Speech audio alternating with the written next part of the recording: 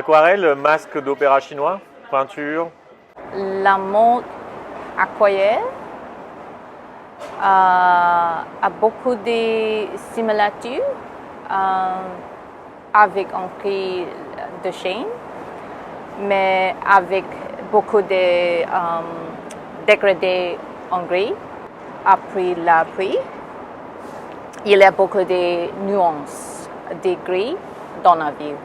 C'est comme donc à Hong Kong, on a beaucoup, c'est vrai, on a beaucoup mélangé avec différentes régions de la Chine, avec étrangers européens ou japonais ou Asie.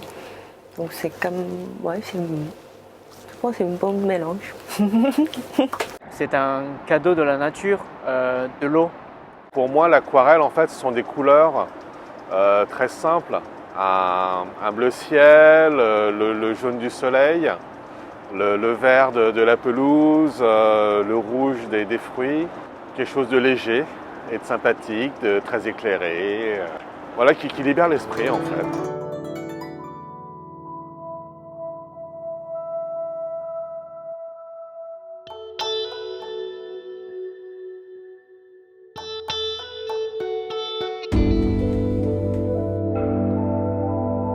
Je pense que c'est un cycle pour le parcours de la vie. C'est-à-dire que lorsque l'on vit au jour le jour, on a des choses sur lesquelles on se fixe, qui sont des transports en commun, le travail. Après, la vie est ainsi faite que les événements, eux, ils se produisent. C'est prendre en fait tout ce que les choses que la vie t'amène. Suivre au fil de l'eau, à volo, oui, c'est ça, c'est la vie. À volo, c'est comme si on n'a pas le choix. C'est comme si on se laisse aller dans l'eau et puis sans vraiment le choix par les conjonctures, par les circonstances. Mais en fait, si on prend une perspective plus large, plus cosmique, si vous voulez, c'est comme ça le destin, c'est comme ça la vie. À volo, c'est l'histoire peut-être chaotique de cette île qui se retrouve prisonnière malgré elle de plein de choses. Entre des puissances qui la prennent, la reprennent, se la passent et eux qui parfois en jouissent et parfois le subissent.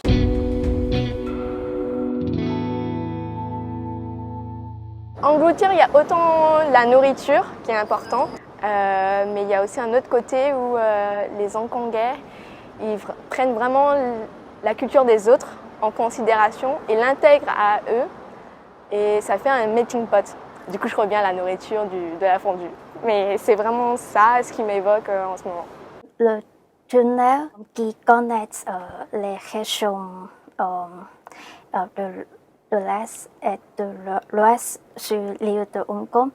Et je pense que c'est très bizarre parce que l'entrée du tunnel ressemble beaucoup à la queue d'un grand serpent qui engloutit la chance de Hong Kong. Engloutir, ça c'est dans le centre de la ville, la centrale, et dans tous les quartiers où on est englouti sous les immeubles et le ciment et le verre des tours qui nous entourent, que j'aime beaucoup en fait. C'est une sensation pas du tout inquiétante pour moi. C'est, je pense, là que je suis tombé amoureux de Hong Kong la première fois. C'est sûr que Hong Kong c'est englouti par d'argent et on veut quand même plus. Pour moi, englouti me fait penser à deux choses. D'accord, la métro englouti tous les gens de Hong Kong. Et une fois dans le métro, les Hongkongais sont ensuite engloutis par les écrans.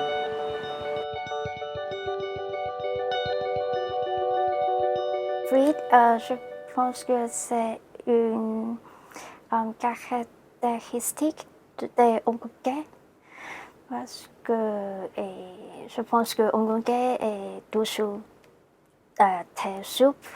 Si une manière ne marche pas, on peut trouver une nouvelle résolution. C'est le principe de la médecine chinoise. Tout est fluide, tout est connecté. Tu n'as pas vraiment un spécialiste, un ophtalmologue de la médecine chinoise, quoi, parce que tout est connecté. Ah bah là, les Hongkongais, ils sont dans le fluide, vraiment. Ils suivent le cours d'eau, le mouvement de la foule. Autant le mouvement de leur vie, ils peuvent aller dans le sens qu'ils veulent, mais ils sont en fait comme de l'eau.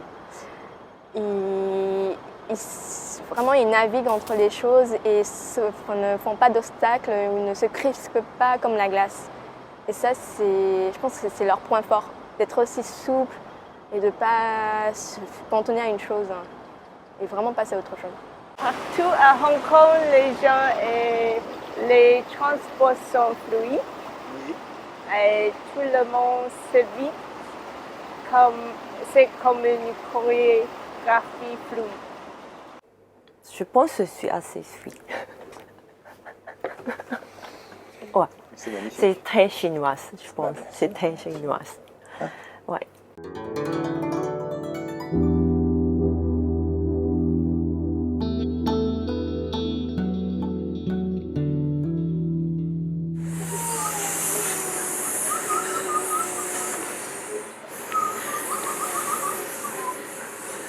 C'est magnifique ce mangrove.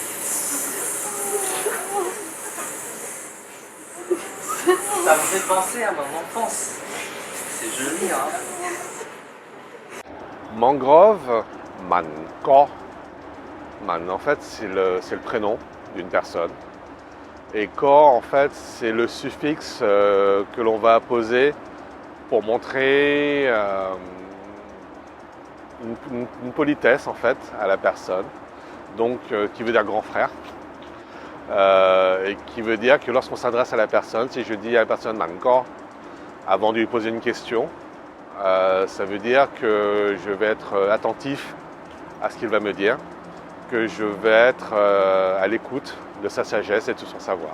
C'est ambigu parce que c'est entre deux mondes. Si tu peux regarder derrière ces choses, regarder derrière la peau, mais en fait il y a toujours cette espèce ambiguë qui nous rend bien, comme ce que fassent les mangroves.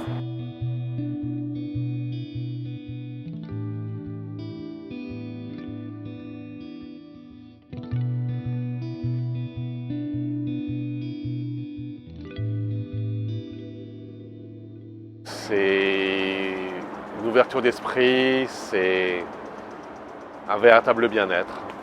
Dans l'éducation de Hong Kong, une des oasis est le salon de massage et surtout le spa qui nous apporte le calme grâce à son eau tranquille. Les oasis, c'est peut-être la seule, sinon l'une des raisons pour lesquelles les Hongkongais ne sont pas fous. Il y a tellement de bruit à Hong Kong que pour s'en protéger, une oasis de calme est nécessaire. Et je peux comprendre tous ces gens qui portent des écouteurs pour retrouver un peu de monde, un peu de même.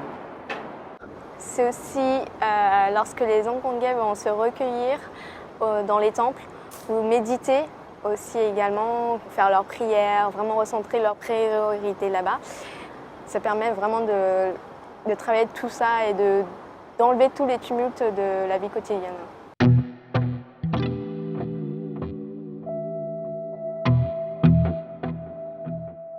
Il fait nuit en plein jour et il pleut comme on ne voit jamais en France, une quantité d'eau absolument astronomique et plus un rayon de lumière qui passe. C'est la bataille des parapluies, puisque lorsqu'on se balade en ville, tout le monde a son parapluie et il faut passer entre les autres parapluies. Inondé de vraiment les magasins où c'est des soldes, vraiment des fins stocks. et il y a une foultitude de personnes qui arrivent pour acheter et il n'y a plus rien après. La mode, tout ce qui est à la mode, c'est à Hong Kong, ça change vite. C'est comme une précipitation qui vient vite, qui nous paraît hyper fort. Et puis c'est aussi les réseaux sociaux. Tu peux avoir une feed qui est tout d'un coup virale et puis après dans 2 heures, dans 3 heures, dans 1 ou 2 jours, on l'oublie quoi.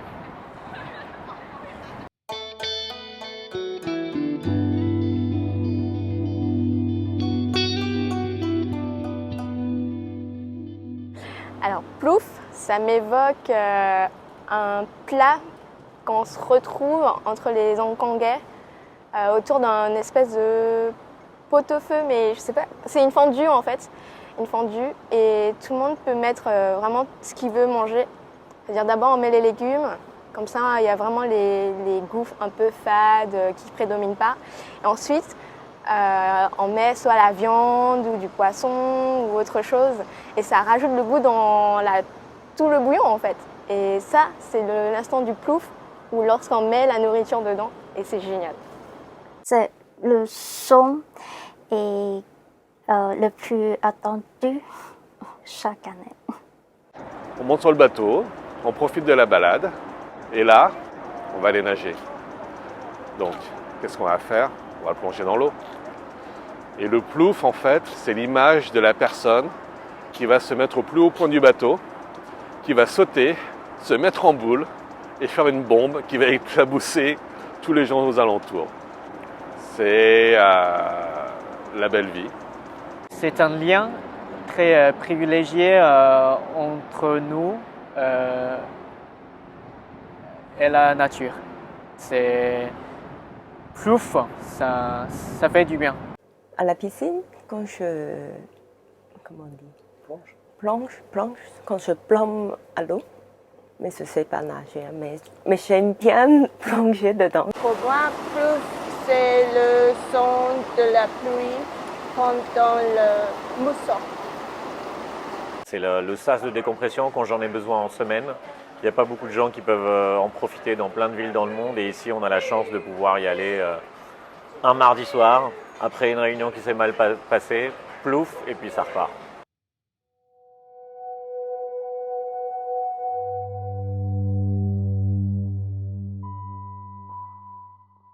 Plutôt des buildings qui je suis seule beaucoup dans la rue, donc ça tombe dans la tête, souvent, tout le temps dans la rue. Ouais. Quand je prends le bus dans les jours de pluie, j'aime bien observer les gouttes d'eau à travers des fenêtres. Je peux laisser vider ma pensée.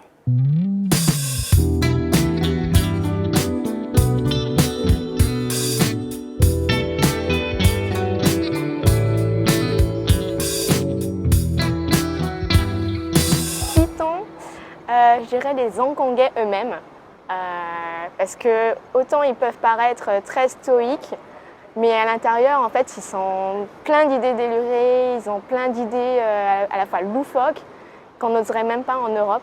Et ça, c'est ce que j'adore chez les Hongkongais. Après, c'est vraiment la personnalité de chacun qui s'exprime. C'est juste que d'apparence, ils sont vraiment froids ou un peu rudes ou peut-être même vraiment qui s'en foutent de tout. Mais en fait, non, ils ont vraiment une âme en fait. Et il faut juste creuser un peu pour trouver ce côté déluré et vif. Le marché aux fleurs, par exemple, c'est ultra pétillant.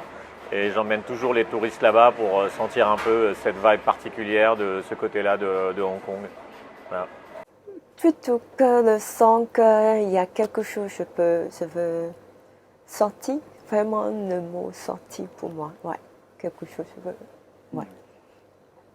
Donc je pense que les fêtes à Hong Kong sont inspirantes. Et puis on a les fêtes des deux mondes, les fêtes occidentales et puis les fêtes évidemment chinoises et puis tout est inspirant quoi. c'est l'enfance qui revient. Parce qu'en fait, lorsque l'on commence à boire, toutes les petites bulles qui viennent se coller sur la langue font appel aux souvenirs. C'est la convivialité. C'est la bière que l'on va prendre en happy hour. C'est la fête. C'est le champagne. Avoir les mots insaisissables,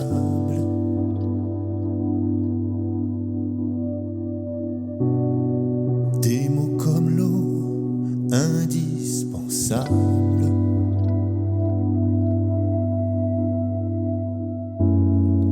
être comme les mots, être invincible.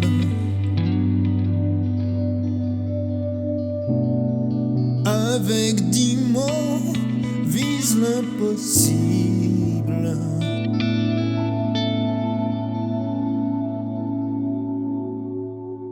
Au fil de l'eau, au fil des mots,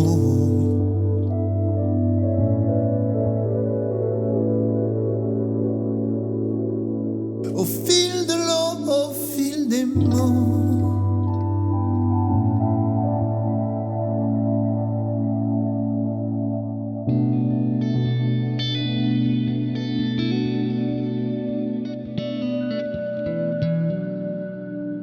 Des mots qui tombent des nuages,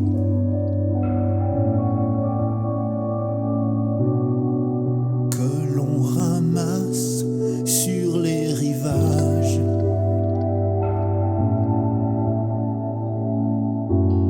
Des mots en cascade, des perles de rivière.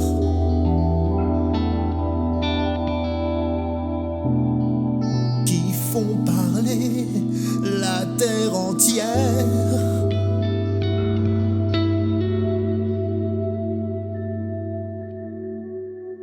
Au fil de l'eau, au fil des mots.